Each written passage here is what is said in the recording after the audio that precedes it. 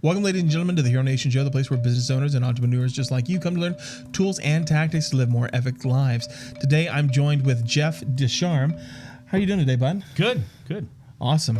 So, talk to me now. I know you have done a lot. I think, from what I understand, what I gleaned from everything I could find from you online. So you started off in like mixed martial arts as a business or something like that. Traditional martial arts, yeah. Traditional martial arts. Yep. So talk to me. How do you even get into that business? So it's actually something I started a long time ago, where I was a student and actually started in Pensacola, Florida, and then when I went off to college, I kept training, kept teaching, and then eventually turned it into a business, and from there it grew and grew, and then branched off into my other businesses, and now I'm actually one of the owners of the franchise, and we're actually the largest martial arts franchise in the United States. Wow, that's all I have to say. Okay, so talk to me about some of the challenges of your first location, your first startup. Sure. So some of the challenges were, number one, I was 19 years old, which is a whole bag of challenges in and of itself. But are you telling me you didn't know everything by the time you were 19? Well, I thought it was. That was part of the problem. That's one of the biggest parts. You think you know everything until you get your handed to you a few times, your teeth kicked in by the world. So hey, we don't trust anybody without any good scars. So right, you're exactly, fine. and that's a big part of what I teach on now. So the biggest problems was obviously financial, being undercapitalized, as most small businesses are, and trying to scale and grow, and then having the support system. Thankfully, I had through my instructor and other business owners that were with us as part of our program. I was able to grow, and then the biggest part, and this is a turning point in my life, was actually getting past that first location. All the stress it took, it actually hospitalized me. I had a condition called, and I still do, called ulcerative colitis, and that's just a big fancy name for a disease that eats you away on the inside, and eventually I ended up in the hospital and wasn't expected to live. And that kind of is an eye-opener from being a micromanager, trying to run a business, to realizing the systems you have to have in place to have it run while you lay in a hospital. It's just a little different. And that was the big turning point from those struggles that had to change. You don't have much of a choice. Yeah. No joke.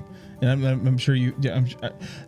So how long did it take you laying in the hospital before you started seeing those changes start happening? And I put a few things in place, but when you're hit by that, it's that forced change, that forced adaptation, right? Right. And so I had to very quickly, with my staff, who I was, again, a terrible micromanager of before, I would hire them, teach them to do a job, and then I'd do most of their job for them because I thought I was better. So what was the first aha?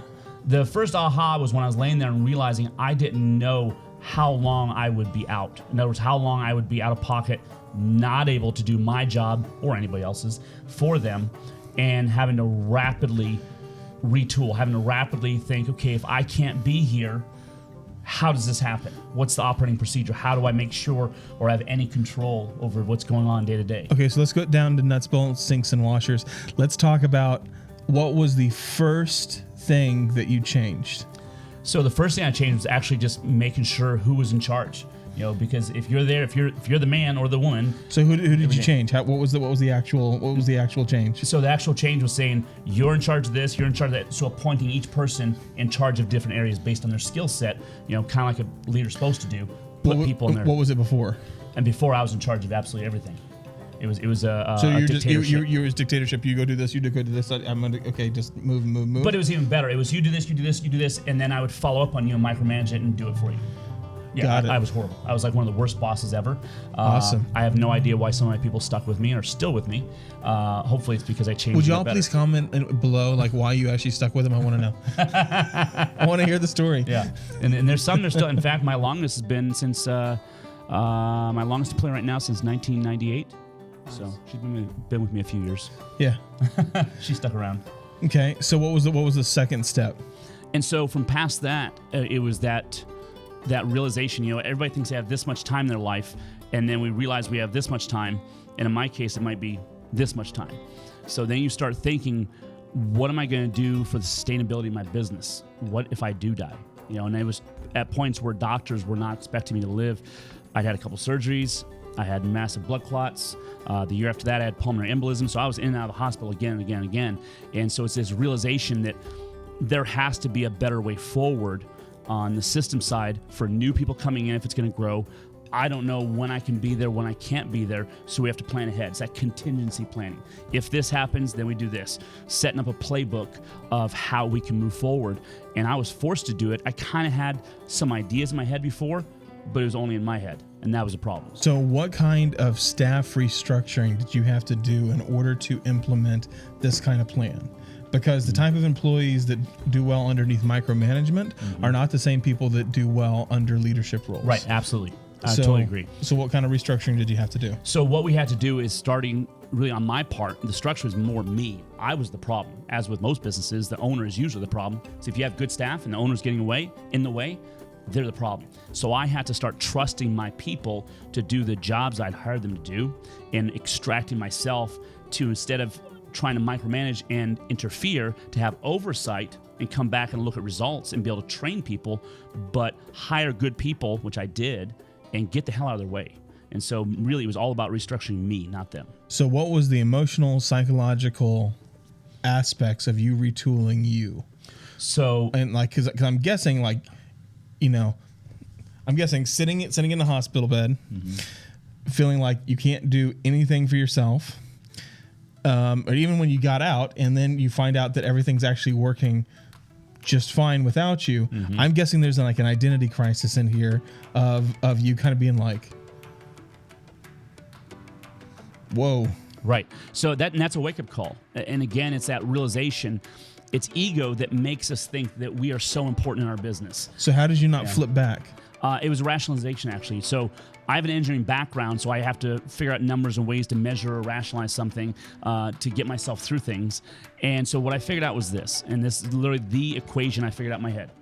Even if I am better than all my staff at everything, that's 100 or one person. But if they're 80% as good as me and I get 5 of them, 5 times 80%, that's 400%. And if I'm sincere and I mean it when I say that we're here to serve and fulfill the mission of our academy at the time, then 400% is going to have more scalability and reach more people than 100%. And that's the way I had to get through it. And then the next step was realizing, no, they're not 80% as good as me. They're 100% as good, just at different things. And my real job is just making sure I keep them in their areas of best use and then get more out of them than they could have themselves. Right. So just soar with your strengths. Exactly. Okay. So you got that first location under control. Okay. And then you decide to move on to your second location. Right. And actually, by the time it got through to that point, or during that process, there were actually multiple locations. And so we'd grown, and it was kind of a perfect storm. So I'm going to kind of backtrack for a second here. So in addition to the medical catastrophe I had, I'd also lost my father to cancer and a heart attack a year before. And then in between those two things, I lost my fiance. When I say I lost her, I don't mean like I can't find her. I mean like I found some really, really bad things about her. So 13 years, 3.5 months to the day, but I'm not counting really. We had to go our separate ways. That also involved me taking a financial disaster because I was naive enough to put her name on my house, my business, my cars, my building that I then owned, and everything else. So I had to pay to get her out of my life. And so that was all culminating and obviously adding to the medical disaster. So it was just, like I said, a perfect storm of those three things to pull everything out. And so it was a rough patch. And so, but from that, I learned a lot of things I use now. Just like anything else, you learn from going through pain, hopefully. Otherwise, you're doomed to repeat that, right? So I learned, and I didn't want to do those things again. Right. So I'm like, well, and I learned lessons the hard way. You've got to really make it hurt for me to learn. Otherwise, I'm too hard-headed. And that was one of those positions Good where... to know. Sledgehammer ready. Right, exactly. Oh, absolutely. And so it's like, okay, gonna die multiple times, probably gonna die, maybe gonna die. Okay, now I'm listening. Maybe I should do it any other way but the way I've been doing it. Let's try anything so we maybe don't die. So that was a good motivation, right? Nice. Hey, I'm all for what actually gets it done at the end of the day. Right. So if it takes a sledgehammer to your head, but you learn the lesson. Right. Well, some lessons are learned hard, especially with me. Okay. So I want to go back to something that you started at the very beginning, because I think that a lot of people have kind of had to deal with it, go through it, and as they're trying to build their businesses. I want to find out, how did you get past the undercapitalization of your businesses in order to grow? So back in the day, I had to come up with a lot of creative ways, and there's been a lot of things called guerrilla marketing, bootstrapping. There's all kinds of little terms, but it really comes down to being creative and finding ways to get things done. A lot of big companies, and sometimes I refer to them as big dumb companies, just write big checks, and that's not always the best way to get things done. And so by being strategic, I figured out a way to have strategic partnerships with other businesses and ways to reach other audiences. Okay, so let's break that back down. So instead of such general terms, let's paint with a smaller brush. All right, so talk to me about like one of your best guerrilla marketing techniques. So back before the internet, even before cell phones and stuff were prominent, we would have agreements with other businesses to put out flyers. And we could get flyers printed very cheaply. Well, now instead of paying for direct mail by doing a list, a stamp, a postcard, or whatever else, and then having to put that all out, that's expensive. We could get flyers printed very cheaply and put them out by the business that had the customer I wanted. I would pick the businesses that would have my customers and get them to put out these flyers, and I would convince them by saying, hey, if you'll do this, I'll give you or one of your staff, whoever you want, a free membership to come train our martial arts academy. And there was not a lot of money involved, but it would get a result. It would get more. Right, it's horse trading. Exactly, absolutely. Yeah. And then in turn, sometimes we'd put out flyers for them. Other times we'd be either the entertainment or the educational portion of a thing for schools. We would go in and do presentation for schools, and they loved us because the teachers get a break. We reinforce the things they're teaching, and we'd find our audience. So it's all about saying, okay, here's my target customer. Here's who I want. Who else has them? And how can I get to them without throwing a bunch of money at it? Again, if you don't have $1 million budget, you can't have $1 million ad campaign, right? And so we had to find other ways to get it done. And it's no different if you're trying to buy a business, if you're trying to sell a business, if you're trying to scale your business. If you run into that roadblock of money, you've either got to find a creative way to do it or find a creative way to get that money. And at the time, I didn't have a lot of creative ways to get the money. But I had a lot of ways and was willing to work myself almost into a grave to go get the result I needed. So what's changed in between then and now in how you do that? So now we're very creative, and so I own a number of companies now, not just the martial arts company, but in everything we do, I approach things with a little different lens. We do have the money, but I don't necessarily want to waste money. Right. So we look at how can we leverage things to get more out of it. So even if we do throw dollars at it, I don't want to just randomly throw dollars at an ad campaign online or offline, and whatever we do, we want to be strategic. And these days, so where I live in Lincoln, Nebraska, which is, in my opinion, a big little town. It's got a couple 100,000 people, whatever. Yeah. And so it still has that small town feel. I've got business in Omaha, Nebraska, which is a little bigger. And I've got business. It's more than a little bigger. Yeah, a little bigger. it's closer to a million people. But yeah, it's a little Hey, they got a great zoo. I love it. Right. World's #1 zoo in the country right now. Yeah, it's a beautiful zoo. We got Warren Buffett, a few other people like that you might know about. It's not really important. Right. Just somebody. Just some old guy. Yeah, but just a random fellow. Yeah, he likes McDonald's. But anyway, and so we are still strategic in everything we do. We don't want to waste money. So because I had that creativity and realization that there's other ways to get things done, I'm always looking for joint ventureships, strategic partnerships, other people I can work with instead of just throwing money at it, if that makes sense. And so that's one of the things we do. And today, like I said, in one of my other businesses, just to run a parallel, so one of the business now is a business brokerage. So we buy and sell business or help others buy and sell businesses. And it's the same thing. There may be an impasse on the price, but there's always creative ways to structure things. And so too many people run into a price or a money problem. It's not a price or a money problem on your own business or a price or money problem with somebody else's business. It's finding a different solution. There's more than just money on the table, and there's more ways to get things done. Whether it's trading services, whether it's finding other strategic partners, whatever it may be, there are ways to get it done without just having to come up with more money. So basically what you're saying is think outside the box, get creative, find people that fit inside your wheelhouse, find people who have stuff that you don't have, find people, because what it's actually sounding like is kind of fun, is that the same technique that you were basically using for your employees by finding different niches, it was, I think it's kind of interesting that you were actually doing that outside in your business and your marketing systems by finding people that, that would kind of help you with different, we'll call it chunks of your armor that you were missing. Right. You were finding those people, and then it was just literally transferring that type of system of thinking inside of your business to your employees, which allowed you to actually do the systems and the scales that you were talking about. Absolutely. It's always the same thing. You mentioned that term, thinking outside the box. people put themselves inside the box to begin with. It's like, why are you there? Why do you think there's only one solution? Just like, for example, when it comes to employees, there's not one solution to employees on how to pay them. There's not one solution on how to bonus them. People always say, oh, what's the best bonus program? There's not one. It's called know your employees and what actually matters to them instead of what generic BS program you want to throw at them. So it's the same deal. It's not accepting some status quo answer or whatever the bank says or whatever some business class told you this is the ultimate business plan. It's not.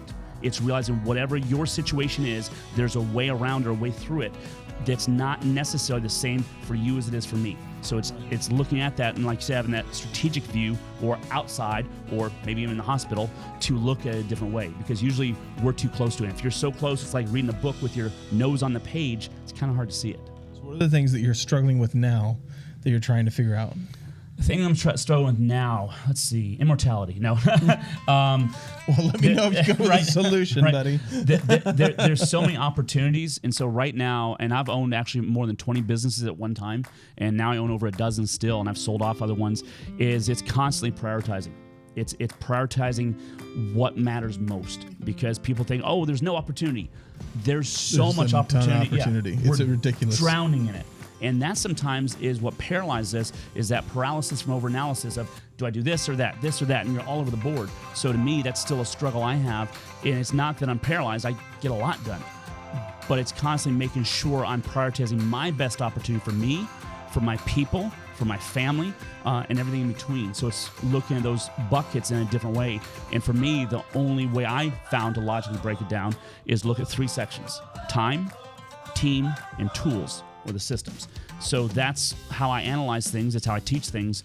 But it's looking at how I invest my time, what's most important, and how it's used. My team is both my internal team and my external of relationships, as well as my family. And the tools, again, are systems that we have to develop or implement or find a way to get things done. And as long as I keep looking at those 3 things, it helps me to figure out where my time is best used and how I can preserve what I need for the rest of my life.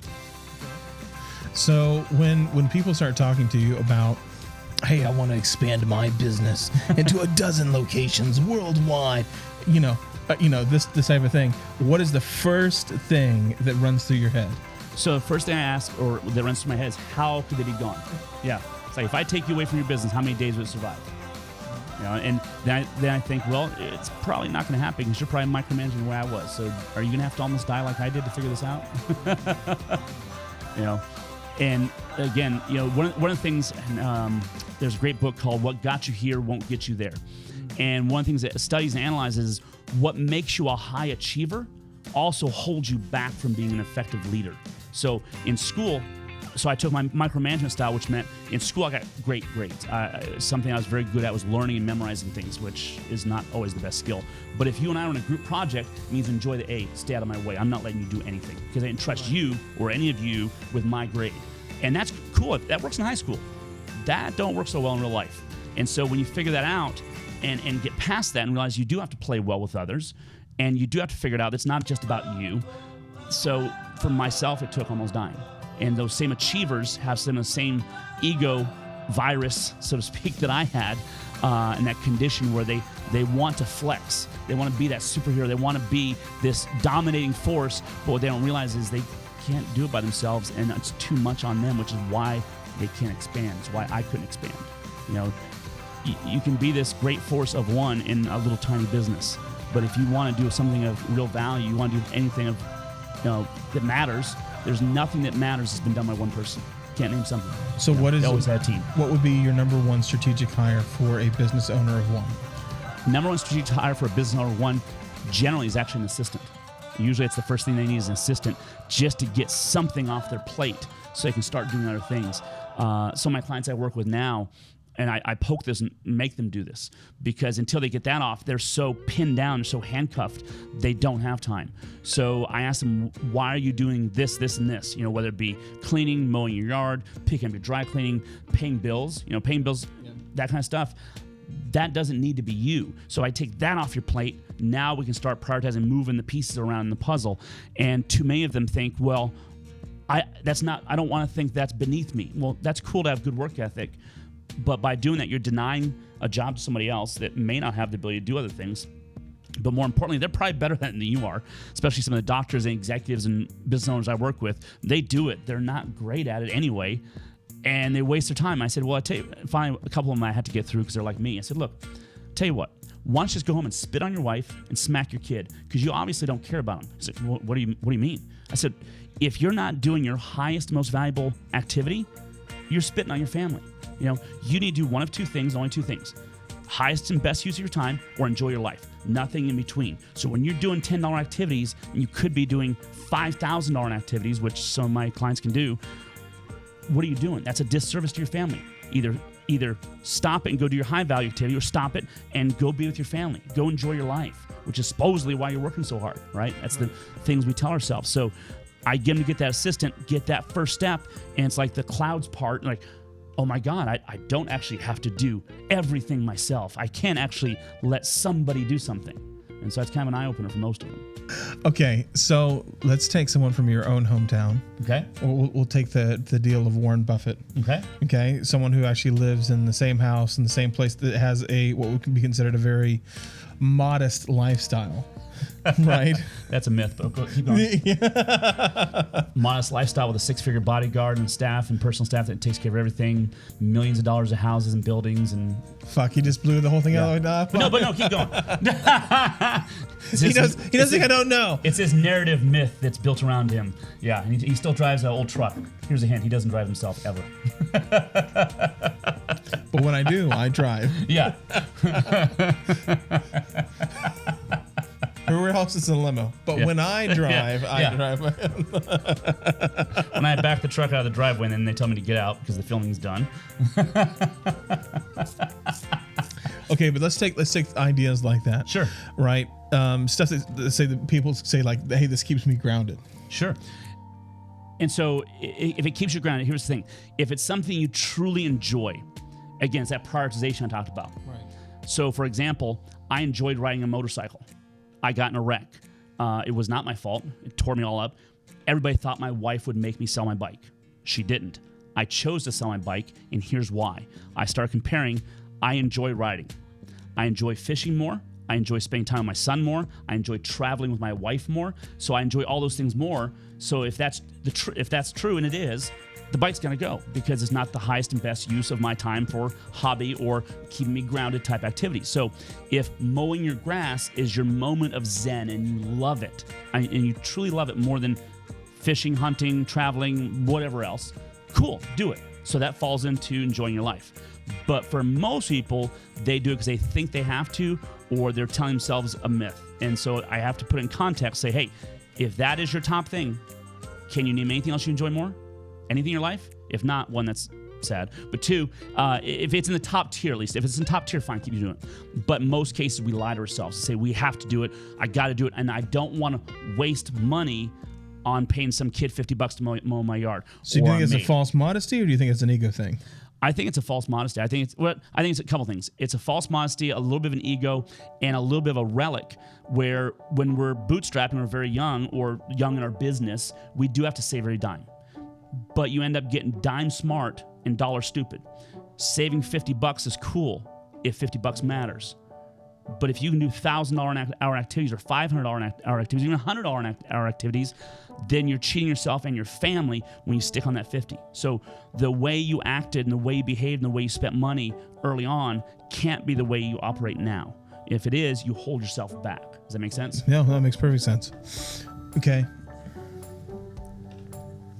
So, all right. So let's say for the people that are wanting to expand their business, they already have the assistant, they already have the team, they already got their systems, but they're wanting to develop multiple locations. Mm-hmm. Okay.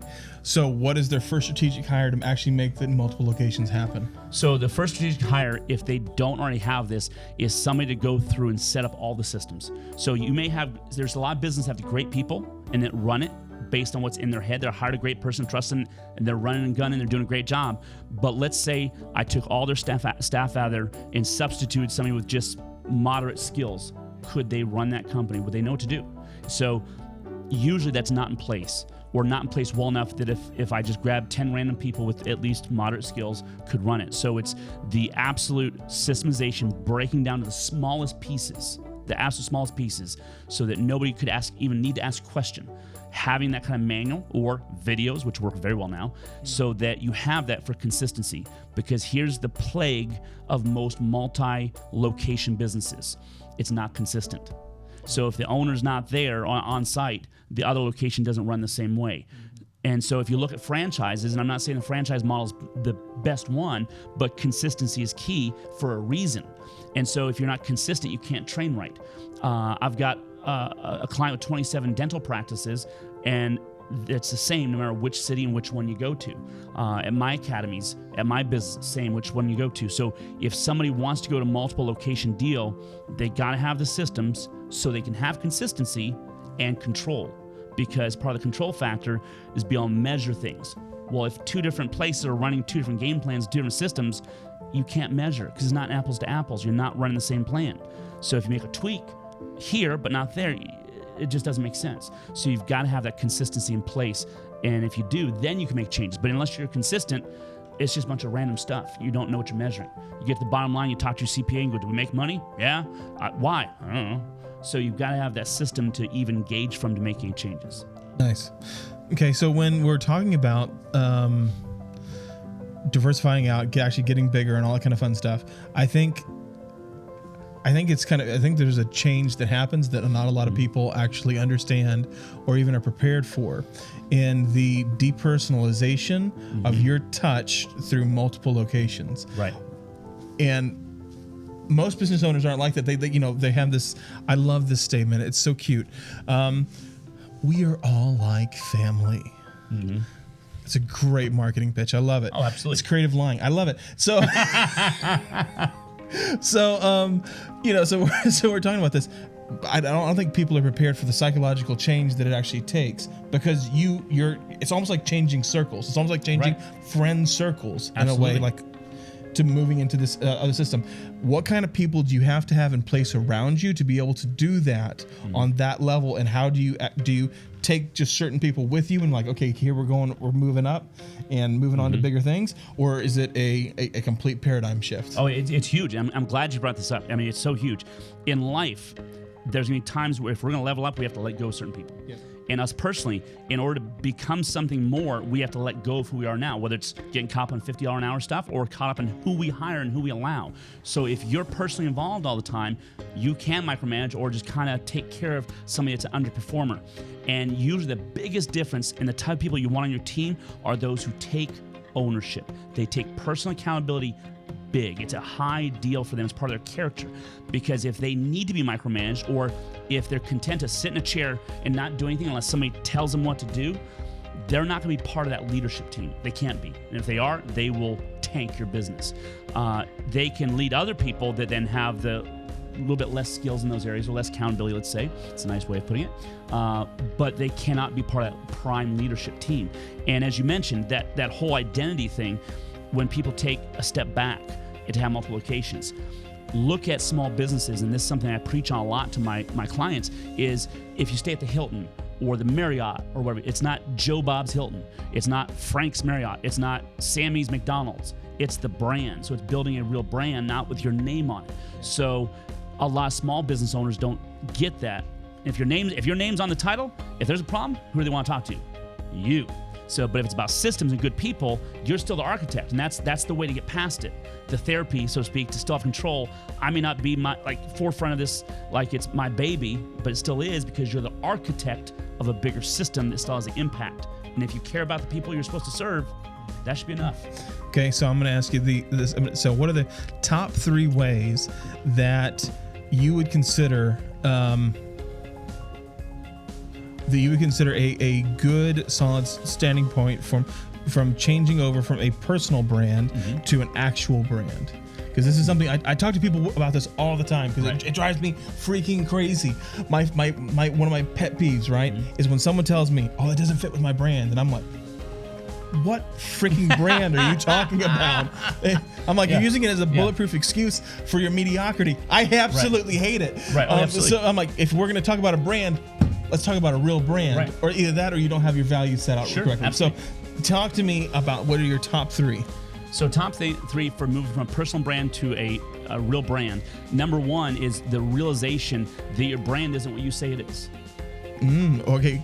So is it what your brand is what your customers and society at large says it is. And if you think otherwise, then you're too stupid to move on to point 2 or 3 or 2. I shouldn't say stupid, ignorant, because stupid works too. Well, because it's a little different. It's a nuance, but it's different, right? Because here's the thing: everybody wants, and I get annoyed by that too. It's like, oh, my brand. You don't have a brand. You know, the only 2 people know about you are your mom and your dog. Okay, and so that's not a brand. You know, you're in your mom's basement and you have a company that makes $10 this year. That's not a brand. I'm sorry. You can get to it. I mean, it's a good start, you know, but to have a real brand, you have to have enough reach and have enough people actually know who you are or what your company is and can say something quantitative about it.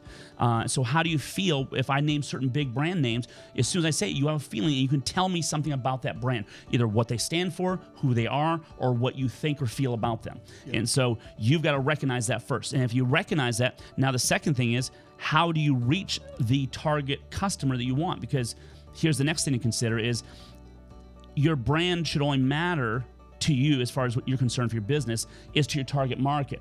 Anybody outside the target market, who cares what they think? You know, for example, I mean, so I'm not famous, but I'm well known in certain circles, and some people either really like me or really hate my guts, and I'm cool either way. In fact, I appreciate the people who hate me. That's cool, you know. And if I'm not for them, that's okay. I'm really blunt with people and stuff, and if you can't take that, that's cool.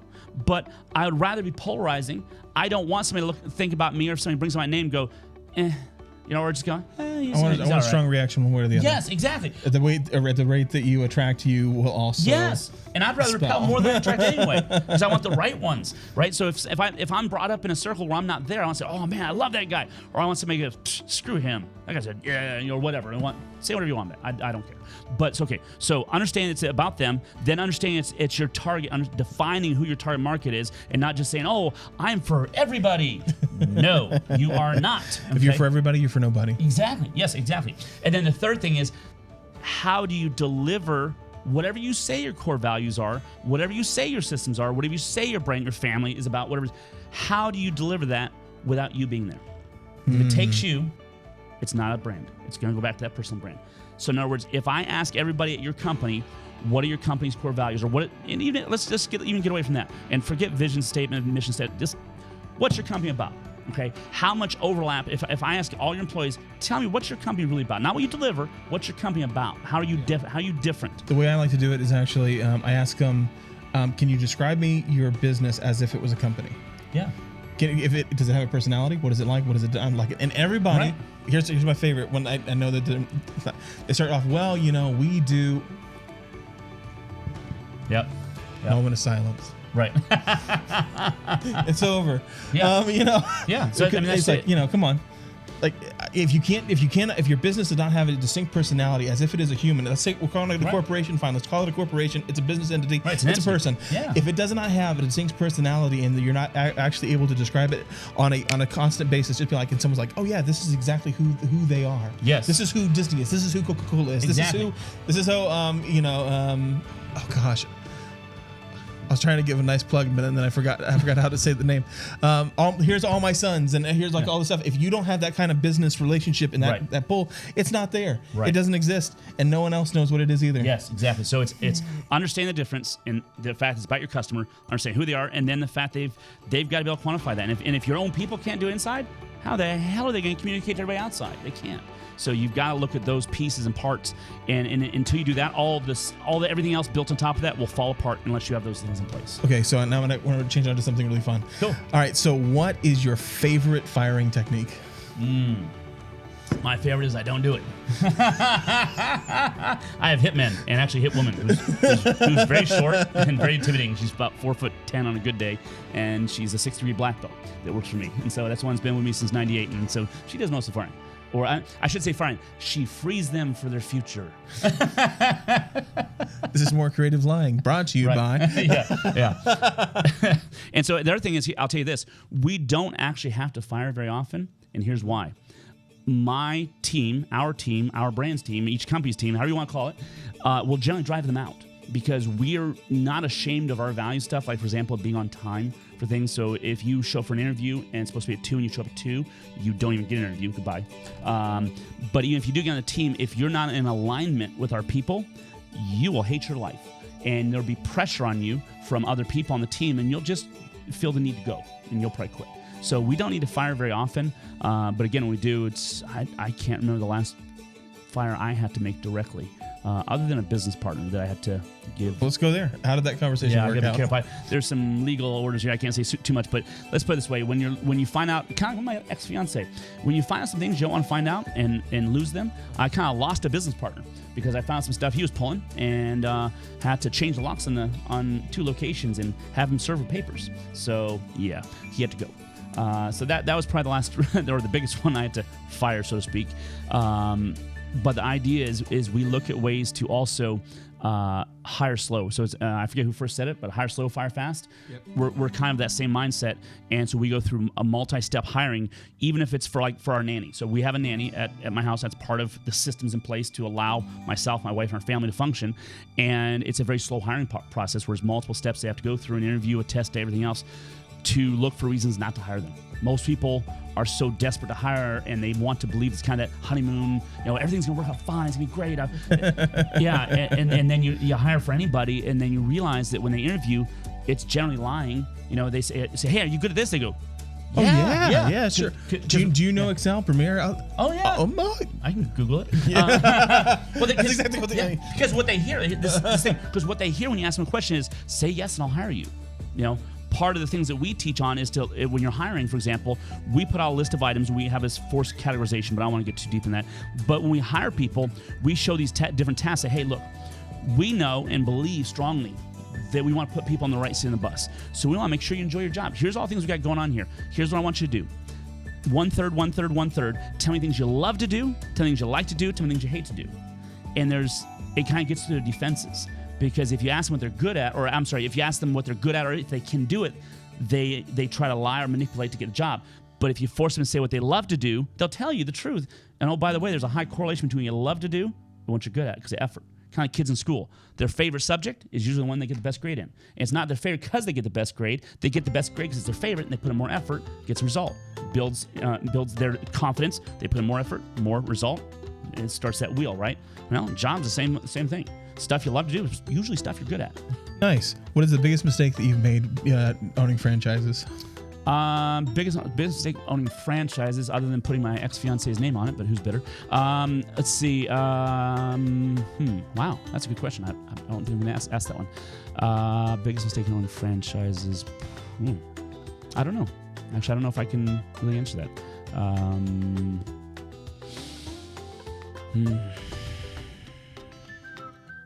In owning the individual franchise units, I would say, as we've made changes, and I don't have this problem now, but back in the day I did, I was sometimes slow to adapt the change because I didn't always agree with it. And now I see the benefit at the franchise level, especially since I own part of the franchise, the benefit, even if it's wrong, to do it consistently, and that we can measure it. And then my biggest mistake as a franchisor owner, is not getting involved in it sooner, not being brought into it sooner. Okay. What is the legacy that you wish you were not leaving behind? You have to ask that when I was drinking water, huh? This is going to go public, so I can't answer that the way I want to. The legacy I wish I wasn't leaving behind. Wow. Actually, I do have a good answer for this because I wrote an article about this the other day.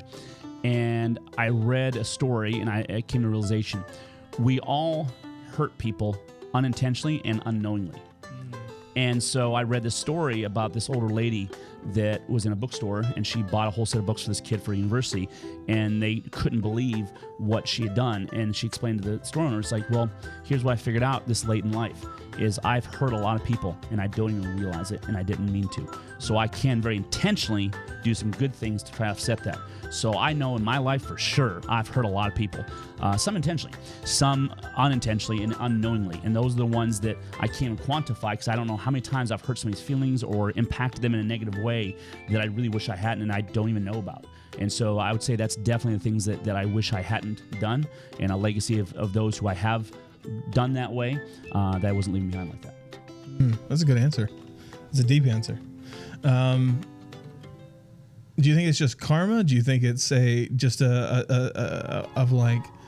And how much responsibility do you think that you have for the people that you have hurt? So I don't think I necessarily unintentionally. Yeah. And so I don't think I have a responsibility for them, because at the end of the day, I'm huge on personal accountability. Anything and everywhere you are in life is your fault. So I have a 3-part philosophy. Life is competition. Everything is sales, and it is your fault. And I'm big on that is your fault thing. And what that means is, as soon as you take accountability for whatever it is, you can also take accountability to do something about it. So if they choose to be hurt by it, that's their choice. But at the same time, I'm going to own my actions, and whether they chose to be hurt or not, it's those things I shouldn't have done. It's those things that unconsciously I did that I should have been conscious of. So I'm going to take accountability for that. And so I'm not responsible for them, but I'm responsible for myself, and I want to be better.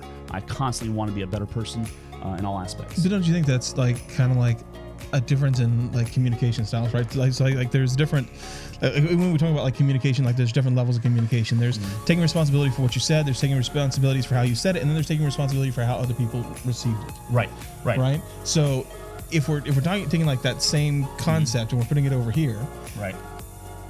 Do you see what I'm saying? Oh, absolutely. And again, it's the same thing. I'll take, and there's that phrase, you got to take 100% accountability for your 50% kind of thing. Yeah. So I'll stay on that side of the fence, but I know that I've done things on that side that I should have been conscious of, and how it might be received. Which I love. That's fantastic. And how it might be received. Now, because here's the thing. At the end of the day, anything I say can be taken out of context, or somebody could try to find a way to be offended by it. Now, if you just choose to be offended by something, I don't care. I mean, I'm not going to apologize for that, and I won't ever feel bad for it. But if I say something that's truly hurtful, and there's a difference. If I say something that's hurtful or take an action that negatively impacted somebody, I mean, and I'm sure it's happened, not just words, then that's something where I was not as conscious of the impact. So it's kind of like the whole thing. If you drop a pebble in a pond, there's these ripples that go out. So any action I take is going to have other actions, and those are both good and bad. And if I'm not conscious of the negative ones, I could have avoided or could have done things to not necessarily hurt somebody, whether it's somebody I cared about or somebody I didn't even know. There's conversations we've all had where we walked away feeling real bad about it and never told somebody. There's businesses we were a customer of, and when they did us wrong, we didn't complain. We just didn't come back. Right. And that's way more often the case. And so I'm sure that's the case with my customers. I'm sure it's the case with friends of mine, people I care about. And so I kind of look back in my life now going, man, I've done some stupid things. And then on top of the stupid things, there's some stuff I haven't even thought of. So those are the things I worry about. I shouldn't say worry about. I don't worry about them, but the things I wish I had done a better job of, and that I should take responsibility for on that side, and take the responsibility to, hey, if I did there, I can't change that, but I can make sure it doesn't happen again, and I can make sure I can continue acting intentionally in the ways to add positively other areas. And whether you want to call that karma, or just call that just being more self-aware, or just doing the right thing, it's all kind of the same box. What do you regret most about your success? Oh, that's easy. I regret not pulling my head out of my butt a lot sooner. So instead of maybe, I don't know, going to the hospital multiple times, being almost dead multiple times, if I could have backed it up and realized that another way, then I would be light years ahead of where I am now. That said, I don't know if there's a way to learn those lessons without going through that. So I've been at points in my life where I've been incredibly broken, incredibly poor. I mean, I was homeless at one point in my life, and I made it through. But the biggest turning point, it literally took near-death experiences to figure out. So though I wish and regret that it took me that long to figure it out, looking back, I don't know how else. Maybe a sledgehammer. I don't know how else I would have figured those things out, or not figured out, but gotten through to me. And it was those lessons that I went from, again, struggling at one point being homeless, and now I do, let's just say, all right, this year we just bought a private jet, and I use it as a tool, not as a bragging or ego flex, but as a tool to do more with and serve more people. But to get to where I am now, owning multiple businesses, doing better than I would have ever expected to as a kid, it took some hard lessons. So I regret not learning it sooner, but I don't know if there's any other way. So we've talked a lot about, like, you know, what your business was, what it's doing. What is your exit strategy? Oh, great question. So in my programs right now, in each of my businesses, the whole idea is to eventually sell every single one. In fact, they're all for sale right now. I mean, you can buy my watch right now, my shoes, the shirt, whatever you want. Everything's for sale. It's funny because people sometimes tell me, oh, my business is for sale. I go, if I write you a check right now for $1 million, would you sell me? Oh, yeah. So, well, then it's for sale. And if somebody does say no, I say, okay, $10 million. 100 million. So the point is, there's a number. It may be ridiculous, but at some point you'd sell. So the point is, it's just a matter of figuring out what that number is. And if you build something to sell it, you're also building and scaling to be more profitable as an asset and be more sustainable. And so my exit strategy for every one of them is to put good people in place and give them a path to ownership. And I've done this with several of my clients and employees now, where they become a partner and become full owners. So like in Pensacola, Florida, John and Rachel Reeve own that academy outright, and I help them expand, and they've owned several academies, and it's the martial arts business. In my other businesses, I have partners, and we're taking on other partners and looking for ways to monetize, scale, and then exit. I don't see myself ever truly retiring in the sense that most people think of retirement, but my plan is continue to open, buy other businesses. I've bought several in the last year or two and acquire through our business brokerage or just through private deals, and then to grow them and give other people opportunities, because there's a life cycle of business. You go from the startup to survivability or sustainability to make sure it stays going. Then there's scale, and then it kind of plateaus or it stalls. Then it stumbles a little bit, and then it just drops off the ravine, right? And most people don't sell their business until way too late and start dropping off the ravine and losing all the value, if they can even sell it. Right now, the statistics are this: 75% of all businesses listed for sale never sell. And there's a lot of reasons for that. And so if you have the right exit strategy, you may exit part or all of the business, but do it at the right time near the top of scale, then take that money or assets, wherever it may be, and then go to another one and just keep the excitement is in the growth, the profits in the growth, the opportunity for others is in the growth. So once you plateau, it's not as exciting. You need to turn over to somebody else and maybe they can grow up more, or give them opportunity and move on. There's that natural life cycle. So that's what I'm going through in a lot of my businesses. Nice. So what are the two things that people should look for in buying or having their business bought? Okay. What are the two things that you're like, you know what? If I see this is the thing that lets me know this is a business worth buying, or this is or that you need to build into your business so that it actually is worth selling one day. Absolutely. So two things. The easiest two off the top are, number one, look at and we mentioned this already, the systems. If there's no systems in place, it's not a real business. So if you had a business, and I don't care if it's making $1 million, if it's all about you and you leave, it ain't worth nothing. So do you do you just look at the systems, or do you look at the systems and the assets? Do you look at the real estate? So let's say you have a business, right? Right. And I know several different businesses. They don't own any real estate. They don't own any of their buildings. They don't own anything. They just have systems and people. That's all they got. Oh, that's plenty. That's plenty. In fact, it's sometimes worth more than the real estate. So number one is systems. Number two, that actually brings me to this very well, is looking at the financial recasting. And that's kind of just a big, weird term that means adding all the stuff back, if you hear of the term add backs. So there's two ways to value or look at the value of the business: the SDE and the EBITDA. And what that stands for is seller's discretionary earnings, and then earnings before interest, taxes, or earnings before interest, tax, depreciation, and amortization. Let me simplify that a little further. What that means is taking all the stuff you legally write off on taxes, and add it back because it's discretionary. So, for example, if you pay your car payment through your business, that's a write-off, but that's a discretionary thing. Unless your car is absolutely needed for the business, that's part of your compensation as the owner-operator. Right. Same thing with health insurance, life insurance, certain trips, certain other perks as an owner, whether it be country club memberships, or one of the newest ones I saw was they actually bought a vineyard for their employees. That's a cool perk, right? But again, it's a discretionary expense. So Financial recasting is taking stuff like that and adjusting the financials, but then also adjusting this. So let's say you have your cousin-in-law or brother-in-law or somebody's stepson on the payroll for about $40,000 a year, and Joe Bob doesn't do nothing. Okay, but he's on the payroll because family, so it's adding that back in because that's not an appropriate expense, or it's not a real expense for the business. But let's say you also have a building that you own in a separate company, and you're paying rent that's way under market rent, which means the rent will go up if somebody else buys it. So you have to adjust for that. So all the adjustments that go back to give you a true idea of the financial benefit of that company. So you can't just go off of taxes. And too many times a CPA or somebody with less experience just goes in and looks at the numbers on taxes or on a profit and loss, and they don't know how to do those add backs. So you're not looking at the real number, and it can be better or worse. I mean, there's a lot of variation. So you got to see their systems in place first, but then you got to look at the real financial numbers, and that takes some experience or bringing somebody in that has that experience to look at it. And once you drill down to those real numbers, you can decide if it's attractive or not. And it's okay if it's making this much, but they want this much for the cost. You hear people talk about multipliers and stuff all the time, and I don't want to get too deep into that. But most often, part of the reason that 75% doesn't sell is because the owner says, well, this is my baby. I love it. This is my whole life. So it's worth this many millions of dollars. But it's only kicking out $100,000 a year, and they want $3 million for it. So it's usually a very inflated price, or somebody goes by some rule of thumb or something they pulled out of their butt to do a multiplier. They heard some friend of a friend at a restaurant had a waiter that told them, hey, business is worth 5 times earnings. And they do 5 times gross revenue, which isn't cash flow earnings, anything. But there's so much stupid stuff that happens, and they come up with this, and once they have that number, they want to defend it. And so you've got to look at that and say, okay, here's what it's really worth.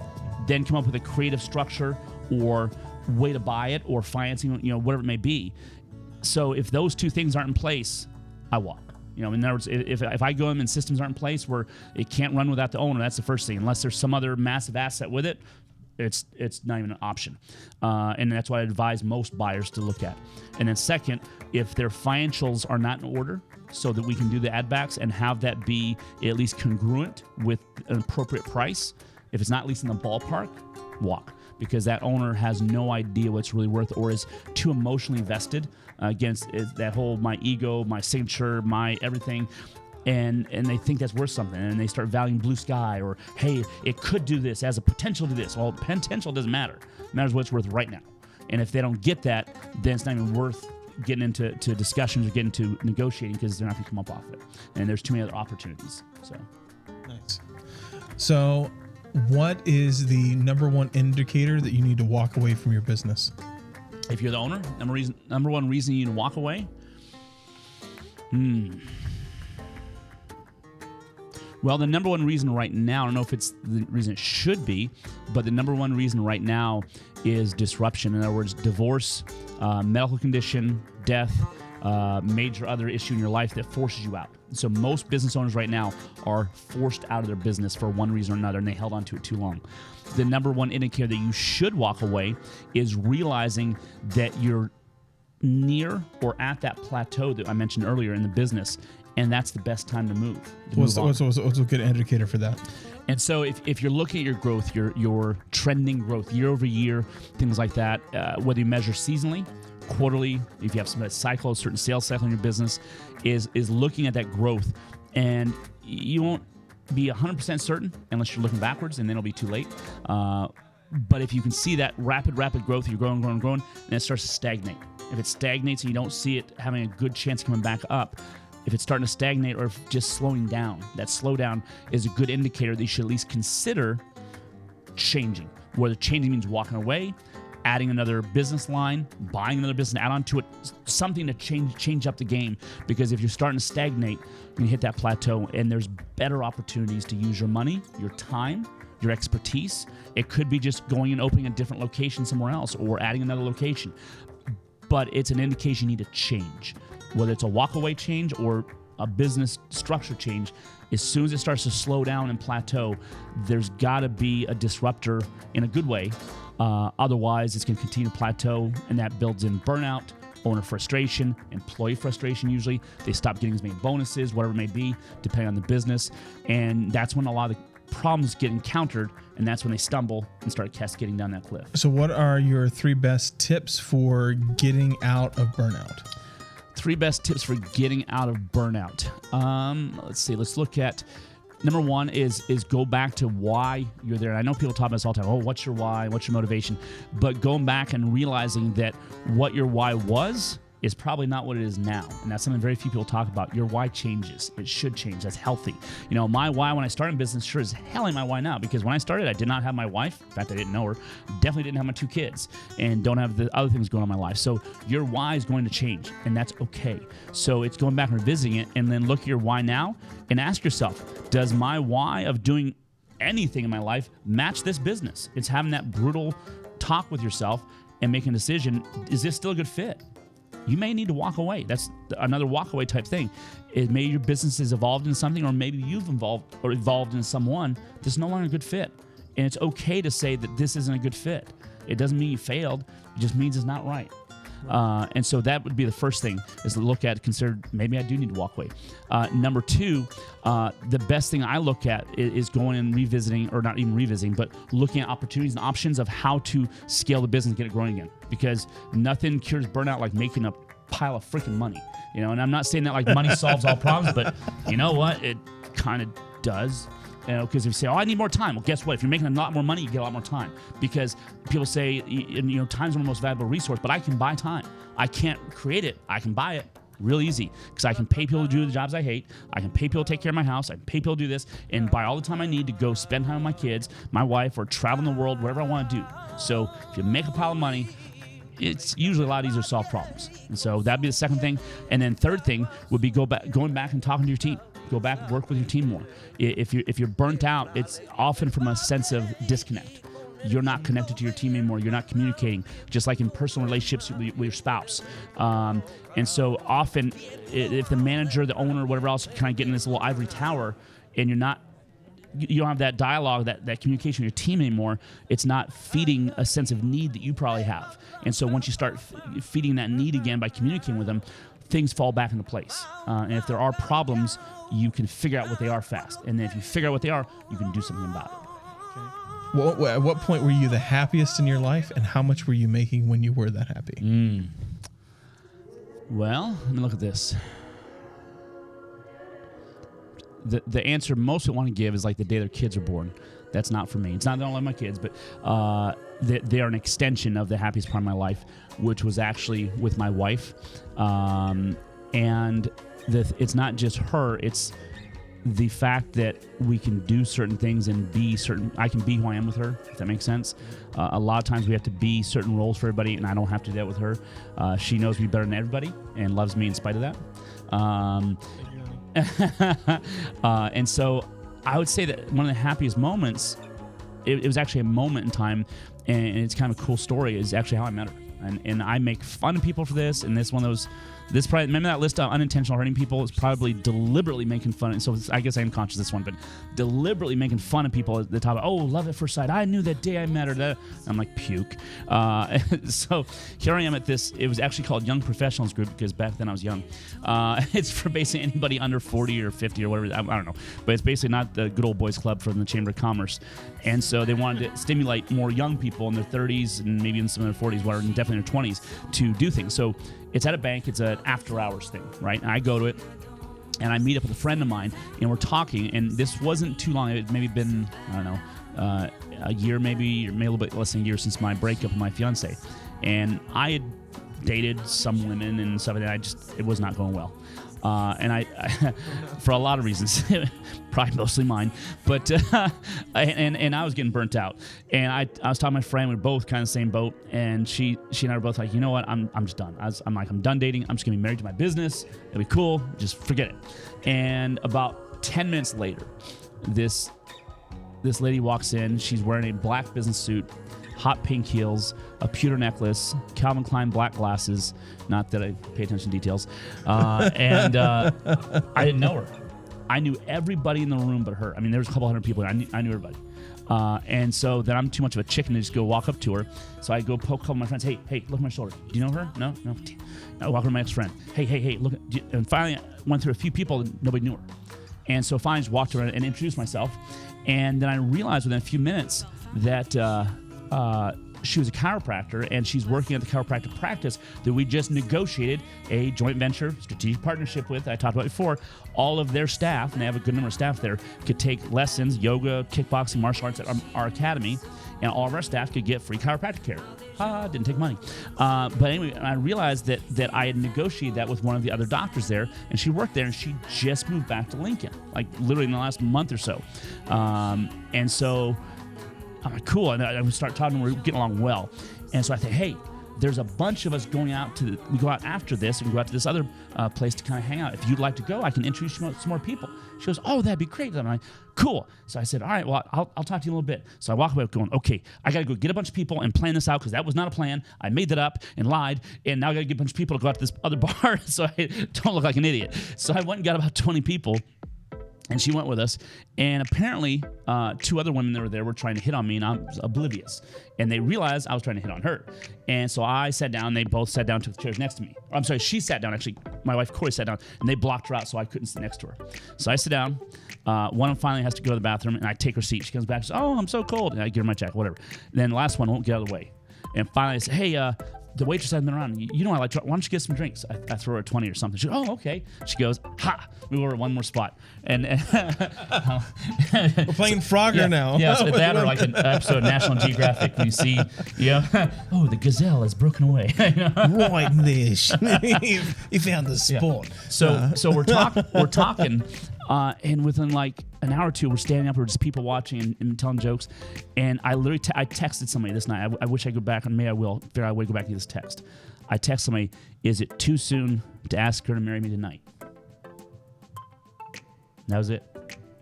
You were done. Because I knew that day we were going to be together. Didn't know how long, but I knew somehow we're going to end up together. And I asked her out the next night, and I planned out this amazing 4-part date. It was all planned out, because I'm a planner.